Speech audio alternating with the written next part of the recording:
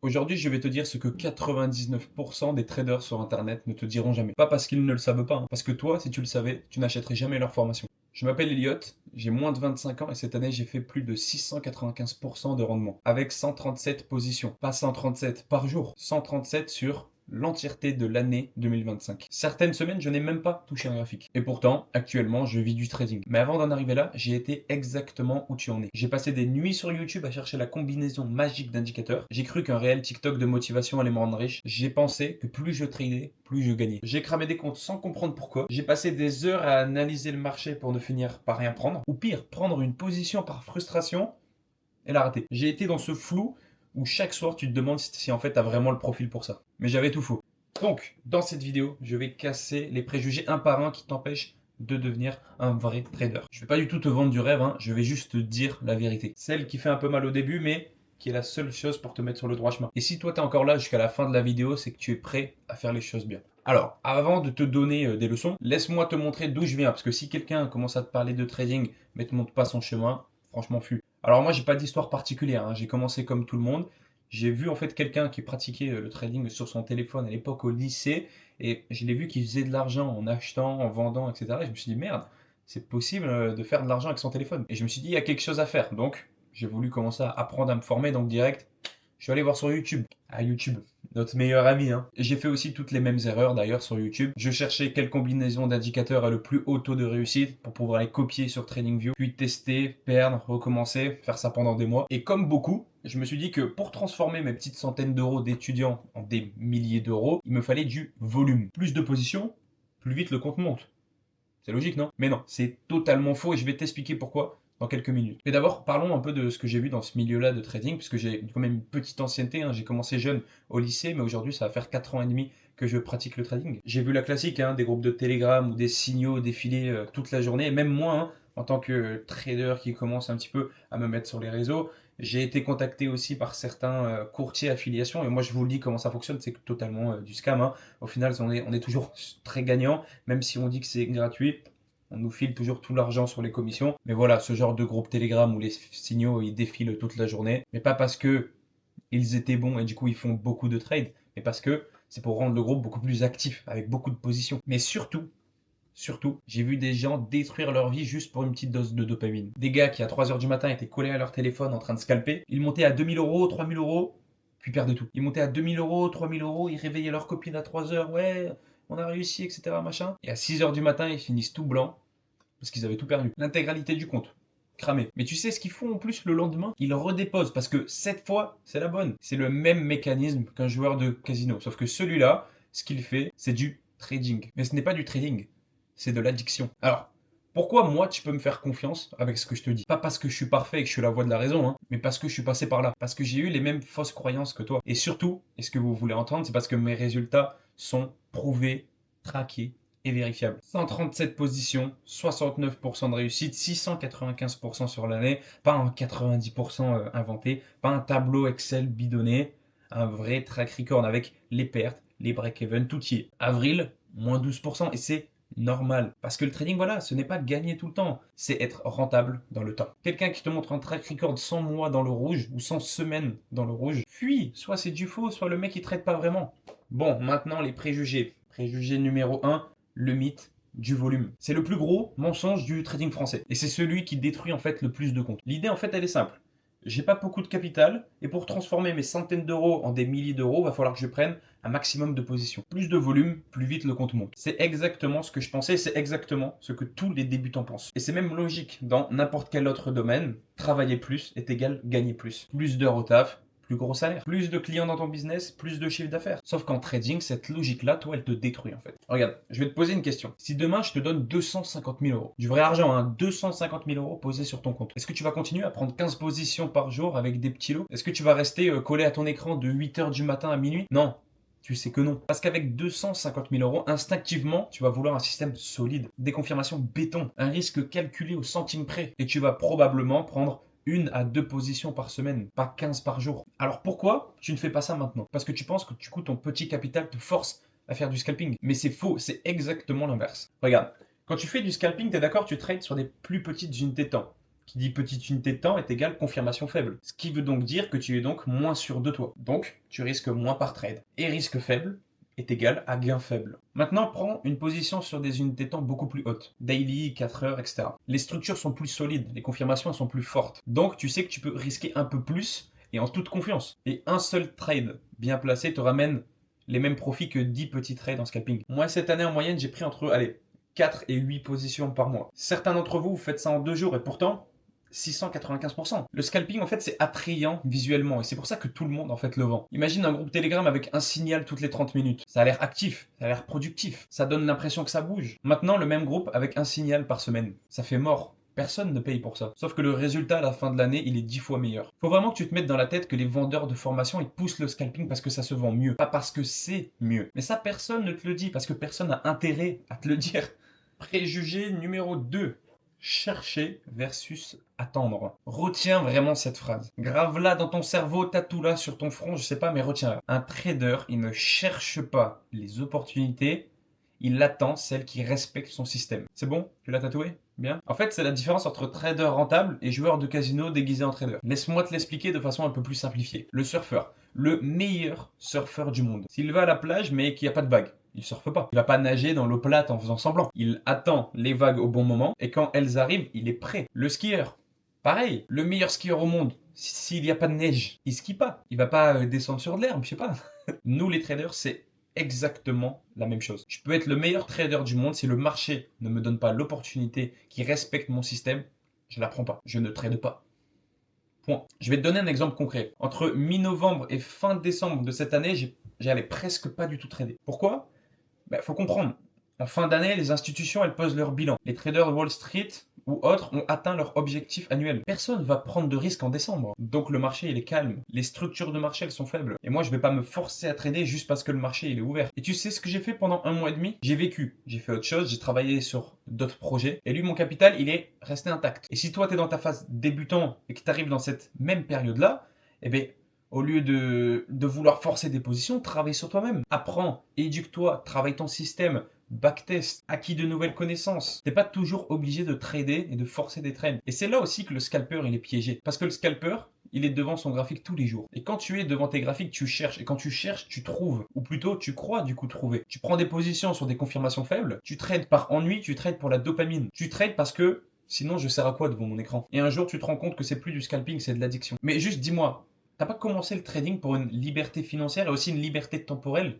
Pas pour rester devant un graphique toute la journée. J'ai accompagné des personnes qui me disaient, même quand je fais à manger, je suis devant mon téléphone avec mes graphiques à côté. Des gens qui étaient devant l'écran de 8h à minuit, qui n'avaient vraiment plus de vie de famille, qui ne dormaient plus. Tout ça pour une position de 0,10 de l'eau. Et le pire, même leur gain à la fin du mois était négatif. Parce que aussi, plus tu prends de position, plus les frais et les commissions s'accumulent sur ton courtier. Et du coup, c'est un cercle vicieux. Et la seule façon d'en sortir, c'est de comprendre une chose fondamentale. Le trading, c'est pas un casino et c'est même pas un business. C'est un investissement. Et un investissement, ça demande de la patience. Si tu es pas capable d'attendre 1 semaine sans prendre de position, t'es pas un trader. T'es juste un joueur.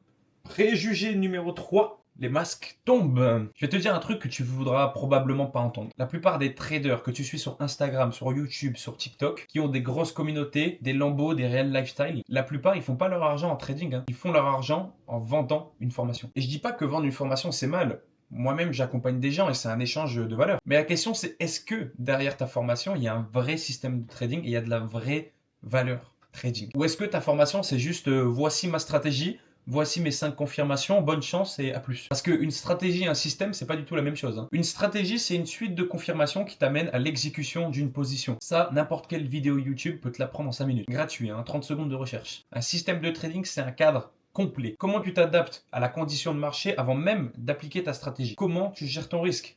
Pas juste, je risque 1%. Mais comment tu structures ton capital entre tes comptes propres et tes propres firmes? Comment tu gères ta psychologie quand tu enchaînes 3 pertes d'affilée? Comment tu remplis tes différents journaux de trading? Comment tu analyses tes erreurs après coup? Comment tu t'améliores mois après mois avec les bilans des anciens mois? C'est une discipline complète, pas une vidéo de 5 minutes. Regarde, je vais t'expliquer très simplement et tu vas tout comprendre. L'analogie de la cuisine. Avoir une recette de cuisine, ça ne fait pas toi un chef. Tu peux avoir une recette de cuisine, la suivre de A à Z, goûter ton plat et te dire c'est excellent. Mais ça, c'est ta propre vision des choses, ton propre esprit critique. Demain, un chef étoilé, imagine, il goûte ton plat, il fait pouah, Mais là, l'assaisonnement, là, il est trop fort, la cuisson, elle est décalée, la texture, elle y est pas, là, le truc, il est pas bien mis, machin, etc. Même avec la recette sous les yeux, donc tu as fait des erreurs que toi seul, tu ne peux pas voir, au final. En trading, c'est pareil.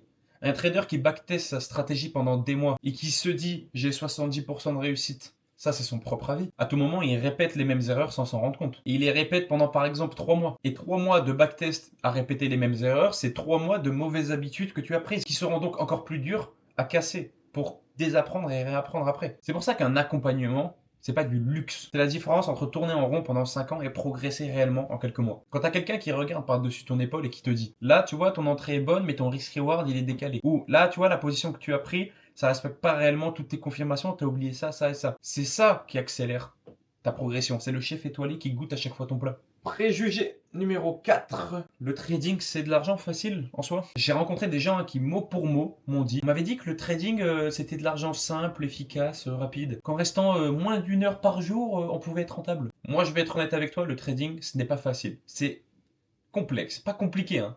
Complexe. Complexe au sens d'il y a beaucoup d'informations et il y a beaucoup de couches à maîtriser. Si demain, je te fais une vidéo de 5 heures où je t'explique honnêtement toute la complexité du trading de A à Z, 90% des gens auraient quitté au bout de 5 minutes. Parce que c'est trop long. C'est pas de l'argent facile. C'est pas le business model rapide. Et ils iraient regarder une vidéo d'un mec qui leur dit comment être millionnaire en 3 étapes. Et c'est aussi exactement pour ça que les gourous ils font 10 chiffres et que les vrais traders ils restent dans l'ombre. Je vais parler maintenant de quelque chose que probablement pas grand monde te parle parce que ça n'a pas trop en rapport avec le trading. Le prix invisible du trading. Pas le prix financier que ça va te coûter. Celui-là, tu le connais déjà. Je te parle le prix humain que ça va te coûter. Quand tu décides de prendre le trading au sérieux, du moins le business au sérieux, quand tu sors comme moi d'une classe normale, ton environnement il change. Et pas toujours de la manière dont tu penses. Moi j'ai perdu beaucoup d'amis, mais pas parce qu'on s'est engueulé, hein. Pas parce qu'il s'est passé quelque chose de grave, juste parce qu'on n'était plus sur le même chemin. Mes potes du lycée, ils sortaient le week-end, ils dépensaient leur argent, ils vivaient normalement. Et moi, j'étais chez moi un vendredi soir à backtester, à lire les livres de Mark Douglas, à bosser sur mon système. Au début, ouais, quand j'étais au lycée, voilà, ils se moquaient gentiment. Tu sais, c'était les petites phases. Et encore, les phases, on me les fait toujours aujourd'hui en famille. Encore ton truc de trading, tu vas devenir riche, c'est ça? Ça y est, lui, il prend la grosse tête, tout ce qu'il dit, c'est la voix de la raison, machin, on peut plus rien lui dire, on peut plus rien lui reprocher. Et petit à petit, tu vois, le fossé, il s'est creusé. Et pas parce que je me sentais supérieur, mais parce qu'on n'avait plus les mêmes conversations, plus les mêmes priorités et plus la même vision de l'avenir. Et la famille, pareil. Tes parents, en fait, ils veulent te protéger. Donc quand tu leur dis, ouais, je veux vivre du business, je veux vivre du trading, eux, ils entendent, je veux vivre du casino. Et c'est normal. Ils ne comprennent pas, ils ne comprendront pas, et tu ne peux pas leur en vouloir. Ils n'ont aucune référence pour juger. Et je dis souvent un truc, même dans mon accompagnement et en général, c'est comme essayer de donner des bananes à un singe en lui expliquant d'abord toute la nutrition. Le singe, lui, il s'en fout, il veut juste les bananes. Il veut pas comprendre le pourquoi une banane c'est bon pour sa santé. Et dans ta vie, c'est pareil. Les gens autour de toi, ils voudront pas chercher à comprendre ton pourquoi à toi. Pourquoi tu veux faire les choses, pourquoi tu fais ci, pourquoi tu fais ça, etc. Ils voudront juste te dire que c'est risqué. Alors qu'est-ce qu'on fait? On s'isole? Non. Surtout pas. On change d'environnement. On s'entoure de personnes qui nous comprennent, qui sont sur le même chemin, qui ont les mêmes objectifs. Pas pour se conforter dans une bulle, mais pour avancer plus vite. Parce que le trading, c'est un truc solitaire, hein. Tu es seul devant ton écran, seul devant tes graphiques, seul avec tes décisions et seul avec tes pertes. Et si en plus personne autour de toi comprend ce que tu fais, et te dit que ce que tu fais, c'est risqué, et qui te phase tout le temps à longueur de journée, c'est là que tu craques, c'est là que tu doutes, c'est là que tu abandonnes. Parce que eux, ils te comprennent pas, hein, en soi. Donc ils savent pas comment leurs phrases, leurs dires peuvent impacté. La plupart des gens qui abandonnent le trading, ce n'est pas parce qu'ils n'ont pas le potentiel, c'est parce qu'ils sont seuls. Et la solitude dans un métier aussi exigeant, c'est vraiment ce qui pourrait te tuer. C'est pour ça que l'environnement, en fait, c'est pas un bonus, c'est une nécessité. S'entourer de gens qui te comprennent, qui te poussent, qui te corrigent, c'est aussi important que ton système de trading lui-même. Et si aujourd'hui, tu te sens seul dans ce que tu fais, si personne autour de toi comprend pourquoi tu passes tes soirées sur des graphiques, sache que c'est normal, c'est le chemin. Mais ce chemin-là, t'es pas obligé de le faire seul. Maintenant que j'ai cassé du coup tes fausses croyances, laisse-moi te donner la vraie vision, celle que j'aurais aimé qu'on me donne quand j'ai commencé. 4 vérités. Si tu as vraiment 4 choses à retenir de cette vidéo, que ce soit celle-là. Hein. Première vérité, le trading, ce n'est pas un business. D'accord? C'est un investissement à court terme à effet de levier. Ça veut dire quoi? Ça veut dire que tu peux pas appliquer la logique travailler plus est égal plus d'argent. En trading, du coup, plus de temps devant l'écran ne veut pas dire plus d'argent, au final. Ce qui compte, c'est la qualité de tes décisions, pas leur quantité. Et non plus pas le nombre d'heures que tu passes à fixer un graphique. Et si aujourd'hui tu passes tes journées à analyser mais sans prendre de position, ou pire, tu prends des positions parce que tu te sens obligé de trader, c'est que du coup tu n'as pas encore compris cette règle. Deuxième vérité, En trading, ta priorité, ce n'est pas de gagner de l'argent, mais de protéger ton capital. Je sais que c'est contre-intuitif, hein. T'es venu là pour gagner de l'argent et on te dit non, il faut le protéger. Mais écoute-moi bien. Imagine que tu es un salarié et que tu veux une augmentation. Je pense que du coup, la solution, c'est bosser plus, heures sup, te défoncer. Mais en même temps, tu insultes ton patron tous les jours. Tu lui manques de respect et tu l'ignores. Est-ce que tu auras du coup cette augmentation? Jamais. Maintenant, imagine que tu bosses normalement, voire, allez, tu fais un peu plus que les autres. Donc tu crées mais une légère différence. Mais par contre, tu chouchoutes ton patron. Tu construis une relation avec lui. Tu le respectes. Ah ben là, tes chances d'augmentation augmentent. En trading, c'est pareil. En trading, ton patron, c'est ton capital. Si tu le respectes, si tu risques ce que tu peux te permettre et ce qui respecte ton système, si tu attends les opportunités qui respectent aussi ton système, eh bien ton patron, donc ton capital, va te le rendre et va te faire gagner de l'argent. Si par contre tu le maltraites, ton patron, donc ton capital, et que tu vas sur des positions émotionnelles qui ne respectent pas ton plan, prendre en plus trop de risques pour vouloir gagner plus, donc tu le maltraites, et bien là ton capital il va te le rendre aussi. Ah oui, mais il va te le rendre cher en plus, hein. Tu vas cramer des comptes, tu vas faire que perdre, etc. Tu vois? Troisième vérité, tu ne peux pas te fixer de deadline financière en trading. Je sais que c'est dur à entendre, que tu te dis que voilà, dans 6 mois, mon objectif c'est d'atteindre 3000 euros en payout ou par mois, etc. Mais en trading, c'est pas toi en fait qui décide du calendrier. Tu dépends en fait du marché. Tu dépends des opportunités qui vont respecter ton système. Tu vas pas les forcer. Et ça veut aussi dire qu'au début, le trading ne peut pas être ton seul revenu. Tu as besoin d'une activité, d'un job, de quelque chose qui va payer les factures. Parce que si tu trades pour du coup pouvoir payer ton loyer, tu vas prendre des positions forcées, voire par désespoir. Et on a vu ce que ça donne. Ce que tu contrôles, toi, c'est ta constance, ton système, tes analyses. Mois après mois, et sur l'année, les résultats, ils viennent. Certains mois plus 40, d'autres moins 12. C'est normal, c'est le métier. Quatrième vérité, et la plus importante, le premier investissement à faire, c'est pas sur le marché, c'est sur toi-même. Regarde, encore une fois, je vais t'expliquer, tu vas mieux comprendre. Un débutant en volley pense qu'il va améliorer son niveau en enchaînant les matchs. Alors il enchaîne les matchs, il se prend des tolls, refait les mêmes erreurs, mais il se dit ouais, au moins je vois différents adversaires et c'est comme ça que je vais apprendre, en me mettant direct dans le bain. Le pro, lui, il sait que la vraie progression, elle se fait à l'entraînement et qu'au match, il est là juste pour performer. À l'entraînement, service, placement, répétition pendant des heures. Et du coup, le jour du match, ben voilà, il performe. Parce qu'il y a tout qui est déjà acquis à l'entraînement. En trading, c'est pareil. Le débutant, il veut direct aller sur les marchés, déposer son argent, prendre des positions, apprendre du coup de ses erreurs. Sauf que la conséquence de tes erreurs en trading, c'est ton argent. Alors tu apprends, oui, mais tu apprends en perdant de l'argent. Et quand du coup, tu as cramé 3 comptes, ben du coup, t'as plus rien à apprendre parce que tu n'as plus de quoi pratiquer. T'as plus rien. Alors qu'un trader qui investit d'abord sur ses connaissances, sur un cadre, sur un vrai système, quand il arrive sur le marché, ben, il performe parce qu'il sait exactement ce qu'il fait avant d'appuyer sur le bouton. Maintenant, la question que tu dois te poser. Si t'es arrivé jusqu'ici, c'est que ça veut dire quelque chose. C'est parce que t'es pas comme 90% qui ont quitté au bout de 5 minutes parce que j'ai pas promis que t'allais faire 10 000 euros en 30 jours. Ça veut dire que du coup, t'es prêt à entendre la vérité. Alors voilà, le trading, c'est un métier. Pas un jeu, pas un casino, pas un hack ou un nouveau business model en ligne pour devenir riche. C'est un métier qui demande voilà, de la discipline, de la patience, des compétences et surtout, un cadre, un système complet. Pas une stratégie copiée sur YouTube. Mon premier combat, dis-toi, quand j'accompagne quelqu'un en trading, c'est pas lui apprendre à trader, c'est de lui désapprendre ses fausses croyances parce que trop de débutants arrivent avec des mois, voire des années de mauvaises habitudes. Et c'est beaucoup plus difficile de remettre quelqu'un sur le droit chemin que partir de zéro avec lui. Mais une fois que tu as enlevé les mauvaises habitudes, que tu as la bonne vision, là on peut construire. Et là ça change tout.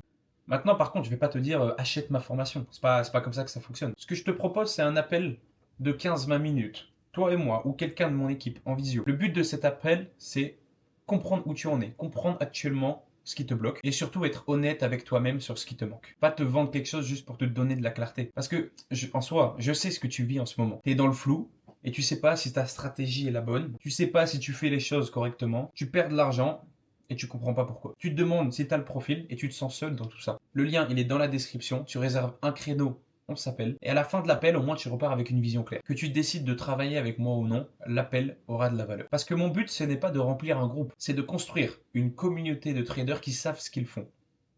Et ça commence par une conversation honnête. Le reste, c'est toi qui les construis. Allez, on se voit de l'autre côté.